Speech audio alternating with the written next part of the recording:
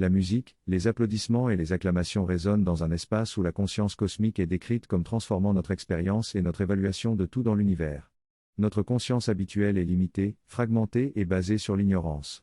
Cela entraîne des limitations, des faiblesses, des souffrances et des contradictions. Cependant, en entrant dans la conscience cosmique, nous participons à un tout indivisible, infini. La vision de la conscience cosmique est celle d'une unité infinie, où chaque aspect de l'univers est perçu comme étant un avec l'infini.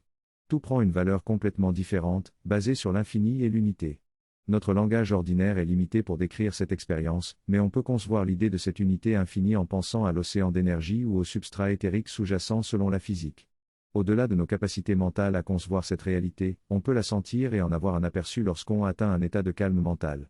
En apprenant à maintenir cet état, nous pouvons créer un pont entre notre esprit pensant et notre conscience intuitive. C'est la 4e méthode que Sri Aurobindo aborde dans sa discussion. La synthèse du yoga aborde le développement de l'esprit intuitif à travers 4 méthodes. La première consiste à silencier l'esprit et à maintenir ce silence aussi longtemps que l'on souhaite. La deuxième méthode consiste à déplacer le centre de la pensée vers le centre de l'intuition, situé au-dessus de la tête. La troisième méthode consiste à relier la conscience intuitive à des mouvements initiés par l'intuition, plutôt que par la volonté personnelle. Enfin, la 4e méthode, plus difficile à atteindre, implique d'élever toutes les facultés de l'esprit à leurs limites afin de dépasser leurs propres limites et d'accéder à la conscience intuitive. Le chapitre souligne également la valeur de l'unité et de l'infini, qui se manifeste partout et à tout moment, et met l'accent sur l'importance d'approcher la frontière de notre compréhension mentale pour percevoir l'intuition et réaliser ses valeurs. Lorsque nous contemplons l'immensité de l'univers, avec toutes ces étoiles infinies, il nous est difficile de concevoir une image au-delà de cette infinité. Pourtant, on peut imaginer quelque chose qui continue de grandir, de s'étendre, mais qui ne soit jamais vraiment infini. C'est une notion finie, sans limite précise, qui s'étend à l'infini. Nous sommes souvent satisfaits de cela car notre esprit rationnel n'a pas besoin de plus. Mais l'expérience de l'infini ne se trouve pas dans le mouvement, c'est une expérience totale. Nous pouvons concevoir cela, le pousser à ses limites et ensuite attendre. En attendant, nous commençons à percevoir cette toile de fond qui soutient notre concept d'infini, une sorte de support dans lequel nous grandissons. Nous devons tenir compte de cette perception intuitive de l'arrière-plan qui est complète et entière, que l'on ne peut pas conceptualiser ou imaginer. On peut simplement la ressentir. C'est à ce moment-là que le pouvoir intuitif entre en jeu. Si nous restons dans cet état d'esprit calme et silencieux, nous sommes absorbés dans cette perception intuitive de l'infini, et nous commençons à rêver sans processus mental conscient. Nous expérimentons ce que c'est que d'être un tout complet et entier. Dans cet état, toutes les possibilités sont également existantes et réelles. Certaines de ces possibilités se manifestent à travers nos sens physiques, d'autres non. Par exemple, la possibilité de voir un dinosaure traverser la route est concevable, car cela existe déjà dans le domaine des possibilités mentales. Notre pouvoir de conception permet simplement de donner forme à quelque chose qui était déjà dans la conscience divine. Dans cette vision de l'infini, rien n'est séparé, tout est possible et en parfaite relation dynamique avec tout le reste. Chaque grain de sable qui avance ajuste l'ensemble de l'univers pour maintenir l'équilibre. Rien n'est séparé, tout est en relation harmonieuse avec tout le reste. Cette vision de l'infini est une vision globale, où tout est perçu dans les valeurs de l'infini et de l'unité. Le fini et l'infini ne sont plus opposés, mais plutôt des facettes l'un de l'autre. La limitation n'est plus perçue comme quelque chose d'intrinsèque, mais comme la façon dont l'infini se présente à lui-même. C'est une perspective qui nous permet de transcender les limites et de percevoir le véritable sens de l'existence. L'apparition d'une poussée relative d'1 ou 2 grammes de pression atmosphérique que vous avez soufflé procurait du plaisir. En réalité, nous découvrons que l'infini rencontre l'infini et qu'une balance doit être établie entre les apparences des pendules. Rien n'est fondamentalement fini, tout n'est qu'apparence de relation établie entre l'infini. En physique quantique, nous voyons les choses de cette façon, même si les équations deviennent ingérables lorsqu'on parle d'infini. Nous utilisons donc un mécanisme pratique pour couper cet infini et le transformer en un nombre plus gérable afin de pouvoir établir une relation avec un autre nombre et en tirer une apparence finie.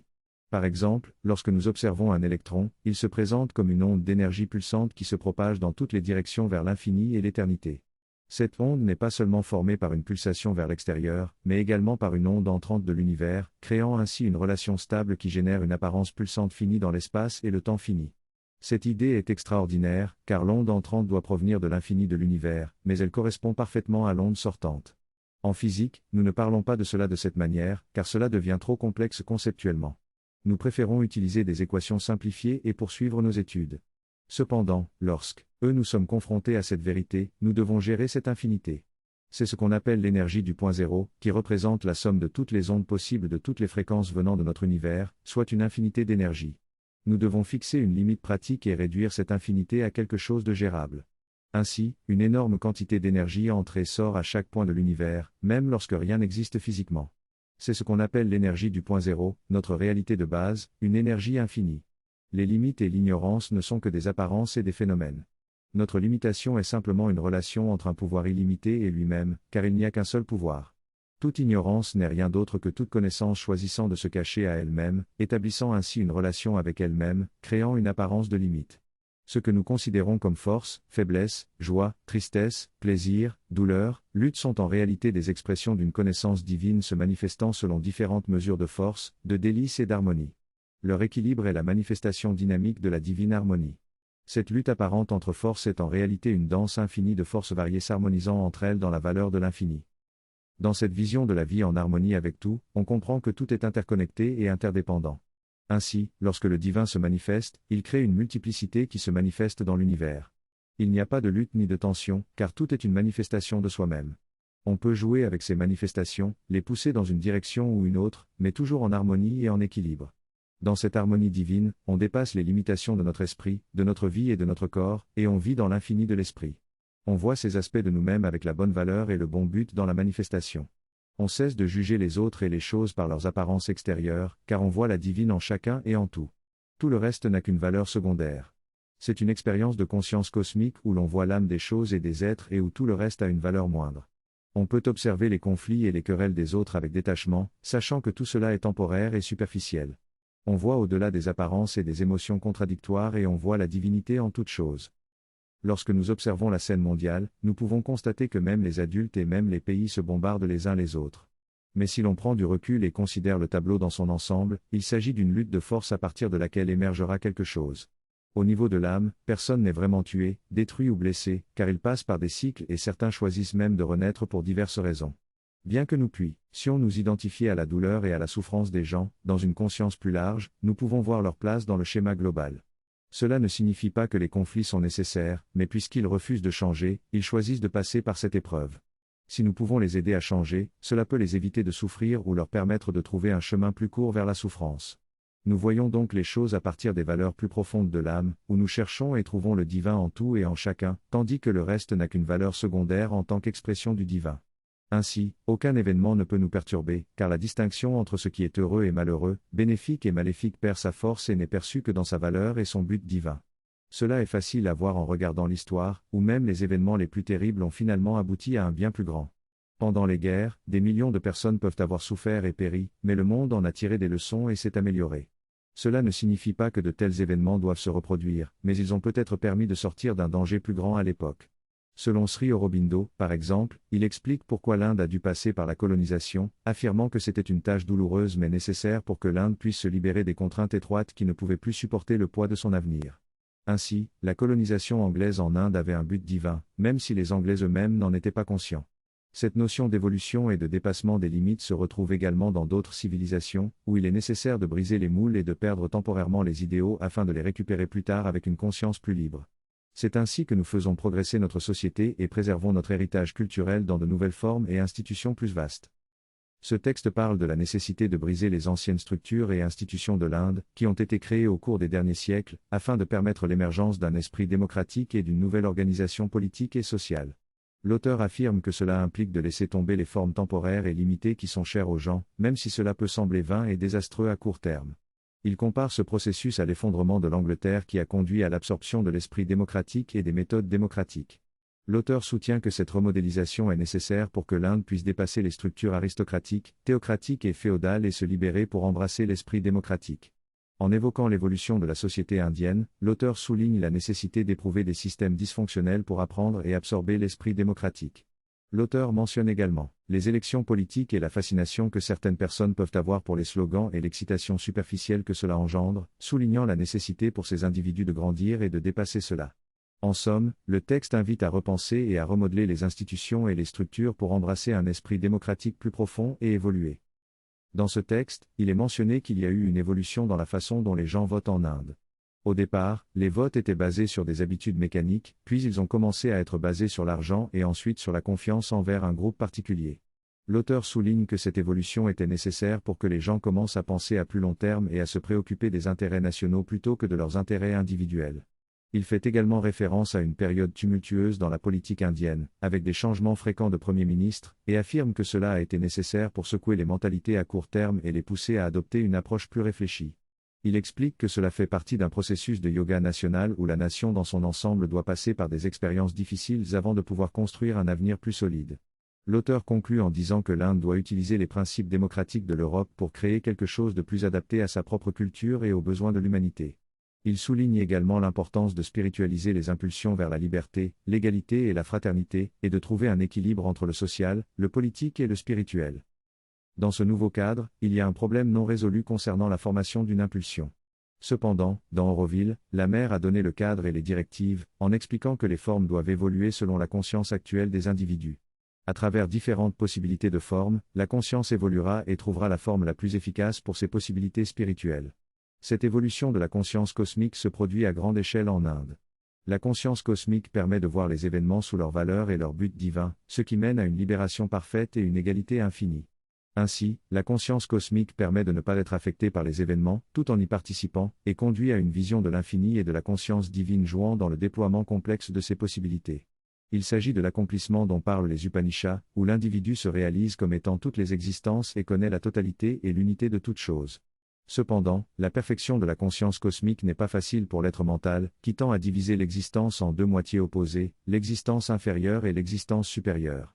Ce problème est fondamental dans l'expérience spirituelle et trouve sa résolution dans de nombreuses traditions spirituelles. Cet extrait explore la division entre l'infini et le fini dans les traditions spirituelles. La yoga intégrale cherche à dépasser cette division en entrant dans une conscience qui élimine toutes les limitations et distorsions. Cependant, cela signifie également renoncer à la liberté d'action dans le domaine des formes limitées.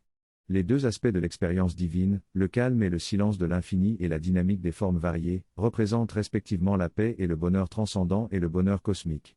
Par conséquent, ceux qui recherchent la paix transcendantale ne peuvent pas dominer l'existence cosmique et restent dans le rôle de témoins silencieux. Pourtant, il est possible de réaliser et de participer à la paix imminente ainsi qu'à la transcendance. Cependant, la division persiste et la liberté expérimentée n'est pas celle de la conscience du Maître divin qui possède toutes choses. Cette conscience est capable de se délecter et de s'exprimer dans toutes les formes sans crainte de chute, de perte, de contrainte ou de souillure.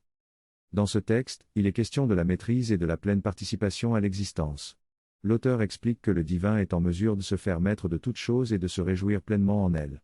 Il est en mesure de se dépouiller de sa propre forme pour devenir d'autres formes, sans crainte de perdre sa liberté ou d'être limité. En revanche, ceux qui ne possèdent pas cette véritable maîtrise doivent se protéger et maintenir leur pureté en créant des couches d'isolement pour se préserver de l'impureté extérieure. Au contraire, le divin se donne entièrement et sans crainte, sans se soucier des conséquences. L'auteur souligne cependant que cette liberté et cette maîtrise totale ne sont accessibles que lorsque l'être mental s'est élevé jusqu'au plan spirituel supérieur. Il conclut en expliquant que le pouvoir du divin se manifeste lorsqu'il se répand dans le mental, la vie et le corps, brisant les frontières et élargissant ainsi l'existence. Dans ce passage, on aborde la question de la relation entre l'esprit et l'esprit dans le cadre d'une expérience spirituelle. Il est expliqué que l'esprit ne peut pas expérimenter directement le spirituel, car il perd conscience lorsqu'il entre dans le domaine spirituel. Cependant, il est possible de développer des couches plus fines de conscience dans l'esprit qui correspondent aux différents plans spirituels, ce qui permet de rester conscient tout en ayant une expérience spirituelle. On discute également des 7 plans de conscience, qui incluent à la fois des principes matériels et spirituels.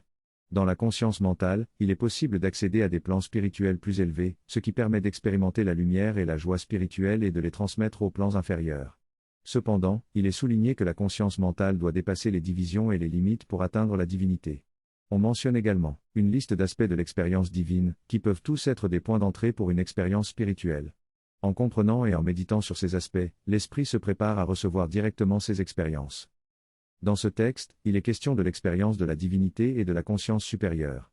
L'auteur explique que pour avoir une expérience complète de la divinité, il est nécessaire d'explorer différents aspects de la conscience, tels que l'intuition et la conscience au-delà de la conscience. Il souligne également que cette expérience peut être considérée comme une aventure, car elle implique de se perdre totalement et de retrouver sa propre divinité. Cependant, il précise qu'il existe également des niveaux de conscience qui choisissent de ne pas entrer complètement dans l'oubli de soi mais de rester en équilibre. Ces niveaux de conscience forment d'autres plans de conscience, tels que le plan mental et le plan spirituel, où des êtres évoluent. L'auteur mentionne également l'influence mutuelle entre ces différents plans de conscience et l'interaction entre les êtres qui évoluent sur ces plans. Il conclut en soulignant que l'évolution de la conscience impacte tous les plans de manière complexe et multidimensionnelle. Dans ce texte, l'auteur parle de la connexion entre les individus et les sources d'inspiration. Il explique que même si les individus ne sont pas directement engagés avec la matière ou l'évolution matérielle, il se passe quelque chose lorsque nous sommes connectés à une source d'inspiration. Cette connexion peut avoir des effets mutuels et influencer notre croissance et notre développement. L'auteur mentionne également que beaucoup de personnes créatives dans le monde ont cette connexion avec une source d'inspiration. Il souligne que cette connexion peut se faire consciemment ou inconsciemment, mais qu'elle a toujours des effets mutuels. Il rappelle que même si nous ne réalisons pas toujours ces connexions, elles se produisent déjà dans des plans de conscience plus complexes. Il explique également que lors de notre sommeil, une partie de notre conscience peut se connecter à d'autres dimensions et échanger des énergies. Ces connexions peuvent finalement conduire à des rencontres physiques dans le monde matériel. L'auteur insiste sur le fait que la réalité que nous vivons sur le plan physique n'est qu'une infime partie de la vie réelle que nous menons, principalement inconscient en surface. Il mentionne également l'idée de multiples aspects de la personnalité et de planes de conscience qui peuvent être développés au fil des vies passées. Ces aspects peuvent ensuite être activés ou alignés avec d'autres personnes pour créer des relations temporaires. L'auteur souligne que cette toile complexe de conscience et d'influence nous relie de manière que nous ne sommes pas en mesure d'apprécier pleinement. Il termine en annonçant la reprise de l'étude à venir et en exprimant sa disponibilité pour répondre aux questions sur le sujet.